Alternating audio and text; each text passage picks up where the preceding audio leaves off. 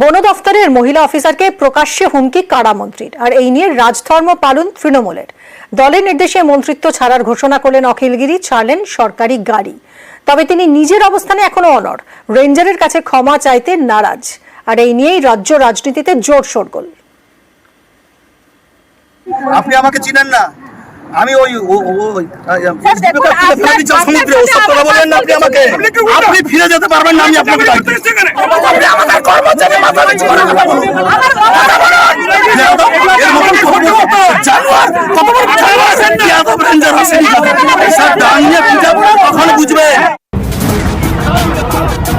শনিবার এভাবেই বন দপ্তরের অফিসারকে হুমকি দেন কারামন্ত্রী অখিলগিরি।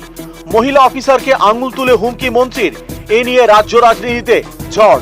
অখিলগিরির বিরুদ্ধে কড়া তৃণমূল। আমাদের মন্ত্রী অখিলগিরি গতকাল মহিলা ফরেস্ট অফিসারের সাথে যে আচরণ করেছেন, ইতিমধ্যেই তৃণমূল কংগ্রেসের পক্ষ থেকে আমরা বারংবার জানিয়েছি যে আমরা এটা কোনোভাবেই সমর্থন করি না। সুব্রত বক্সী ইতিমধ্যেই অখিলগিরির সাথে টেলিফোনে যোগাযোগ করেছেন, তাকে নির্দেশ পাঠিয়েছেন যে অবিলম্বে সেই মহিলা ফরেস্ট অফিসারের কাছে ক্ষমা চাইতে হবে এবং দলের কাছে অবিলম্বে তার পদত্যাগ করতে পাঠিয়ে দিতে হবে। রাজ্য সভাপতি সুব্রত বক্সী ফোন করে তিনি জানালেন যে মন্ত্রিসভা থেকে পদত্যাগ করার জন্য। আমি পদত্যাগ পত্র লিখে ফেলেছি, যেহেতু দল আমাকে নির্দেশ দিয়েছে, মুখ্যমন্ত্রী নির্দেশ দিয়েছে, তার জন্য আমি মন্ত্রিসভা থেকে তাকে পদত্যাগ করছি। পদত্যাগ করলেও রেঞ্জারের কাছে ক্ষমা চাইতে নারাজ অখিলগিরি।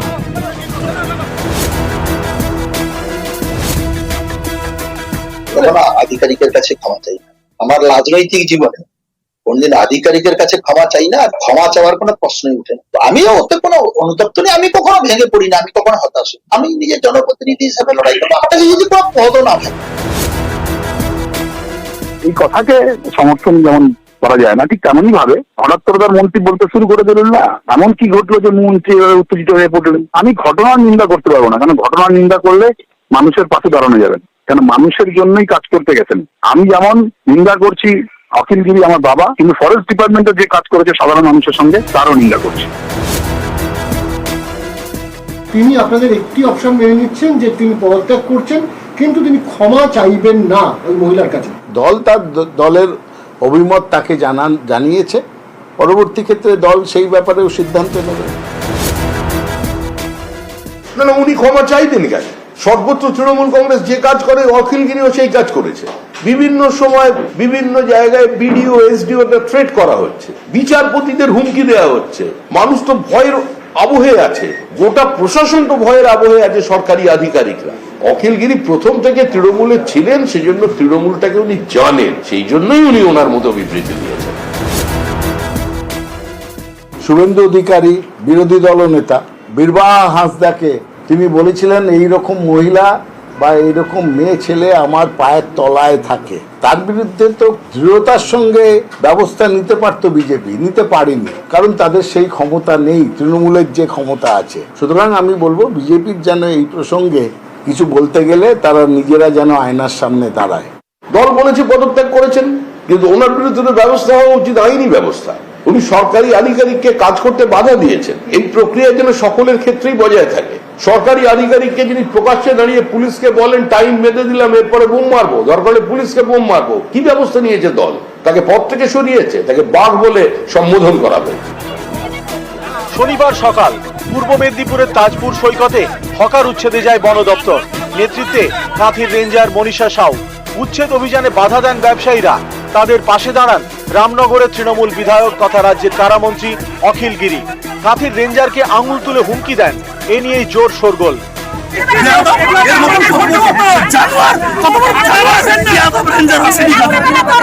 তৃণমূলের তরফ থেকে জানানো হয়েছে যে আপনার কাছে মন্ত্রী অখিলগিরিকে নিঃস্বার্থভাবে ক্ষমা স্বীকার করতে হবে, নাহলে মন্ত্রিত্ব ছাড়তে হবে। কি বলবেন? এটা ওনাদের ব্যাপার, এটা তো আমাদের ব্যাপার না, ওনারা কি ডিসিশন নিচ্ছেন। আমাদের বেসিক্যালি কাজ হচ্ছে ল্যান্ড বাঁচানোর জন্য। যেভাবে রুলস এন্ড রেগুলেশন আছে ফরেস্ট ডিপার্টমেন্টে, সেভাবে তদন্ত নেওয়া হবে। এই জমিটা আমাদের বন দপ্তরের জমি, আমাদের ফেন্সিং ওয়ার্ক চলছিল। আর এটা নতুন করে দোকান, ওই বাসগুলো দেখলে আপনারা বুঝতে পারবেন, সব কাঁচা বাস, পুরোনো দোকান যেগুলো ভেসে আছে। অখিলগিরি বাধা দিয়েছিলেন আপনাদের? হ্যাঁ। নিউজ 18 বাংলা। বাংলার বঞ্চনা ইস্যুতে বেশ কয়েকদিন ধরে হাওয়া গরম। শ্বেতপত্র প্রকাশের দাবিতে সংসদের ভিতরে বাইরে সুর চড়িয়েছে তৃণমূল। আর এরই মধ্যে নথি পোস্ট করে চাঞ্চল্যকর দাবি ডেরেক ওব্রায়েনের। বাংলাকে কোনো বরাদ্দই দেওয়া হয়নি, অবশেষে সংসদে স্বীকার করেছে মোদী সরকার। আর ডেরেকের এই দাবি ঘিরে নতুন করে তরজা। পশ্চিমবঙ্গের নেতাদের দাবি হচ্ছে ওনাদেরকে অন্য জায়গায় আনপ্ল্যান্ড ওয়েতে টাকা দিতে হবে, সেই টাকা তারা লুট করে খাবে। বঞ্চনার ব্লুপ্রিন্ট তৈরি হয়েছিল 2021-এর নির্বাচনের হারার পরে, যে বাংলাকে পেটে মারতে হবে, ভাতে মারতে হবে। গ্রামের গরিব মানুষের বড় ভরসা 100 দিনের কাজ। সেই 100 দিনের কাজ সহ বিভিন্ন সরকারি প্রকল্পের টাকা অনেক দিন ধরে আটকে রেখেছে কেন্দ্রের বিজেপি সরকার। 21-এ ভোটে বিজেপি হারার পরে আবাসও 100 দিনের কাজে বাংলার জন্য কত বরাদ্দ করেছে শ্বেতপত্র প্রকাশ করে জানাক মোদী সরকার। এই দাবিতে বারবার সরব হয়েছে তৃণমূল।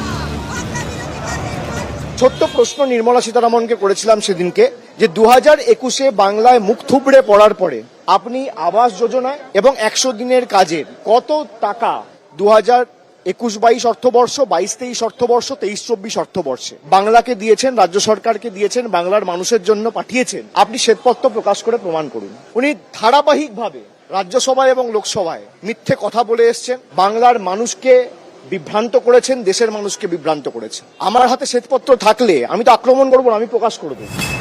এবার সোশ্যাল মিডিয়ায় রাজ্যসভার একটি নথি পোস্ট করে কেন্দ্রের বিরুদ্ধে বঞ্চনার অভিযোগে সুর চড়ালেন তৃণমূলের ডেরেক ওব্রায়েন। সেই নথি দিয়ে ডেরেক দাবি করলেন 2023-24 অর্থবর্ষে 100 দিনের কাজে কেন্দ্রের তরফে বাংলার বরাদ্দ শূন্য। ডেরেক লিখেছেন, অবশেষে মোদী সরকার সংসদের ভিতরে স্বীকার করে নিল যে মনরেগা তহবিলে বাংলার জন্য বরাদ্দ শূন্য। 2021 সালের নির্বাচনে হারের পর থেকে বিজেপি সরকার বাংলাকে কি দিয়েছে তা নিয়ে অভিষেক বন্দ্যোপাধ্যায় ও তৃণমূল কংগ্রেস শ্বেতপত্র দাবি করেছে। রাজ্যসভায় জবাব থেকে এর প্রমাণ মিলল।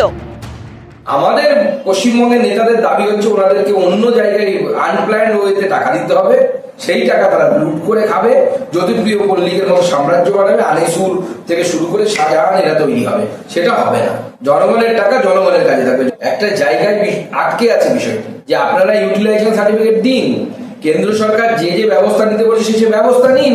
অর্থমন্ত্রী যখন অর্ধসত্য বলেন, সেটা তো দুঃখের বিষয়। এই বঞ্চনার ব্লুপ্রিন্ট তৈরি হয়েছিল 2021-এর নির্বাচনের হারার পরে। সাজেশন দেন শুভেন্দু অধিকারী যে বাংলাকে পেটে মারতে হবে, ভাতে মারতে হবে, এবং তার পরবর্তী ক্ষেত্রে 2021-এর পর থেকে সমস্ত যোজনার টাকা বন্ধ করে বিজেপির সরকার।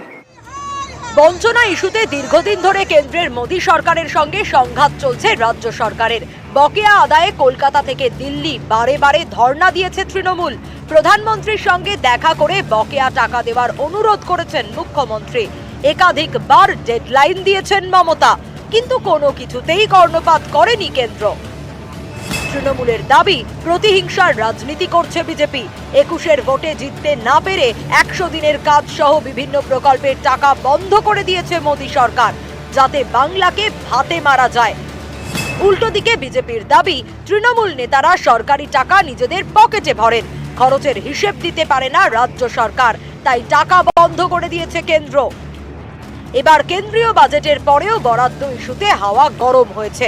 শ্বেতপত্র প্রকাশের দাবিতে সংসদের ভিতরে বাইরে মোদী সরকারকে চ্যালেঞ্জ জানান অভিষেক। পাল্টা খরচের হিসেব নিয়ে বাংলাকে খোঁচা মারেন অমিত শাহ।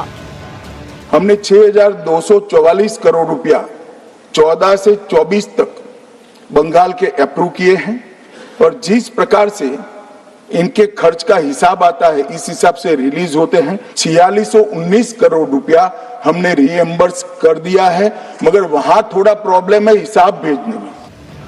এই অবস্থায় নথি পোস্ট করে বঞ্চনা দাবি ডেরেকের, এতে নতুন করে তরজা। নিউজ 18 বাংলা।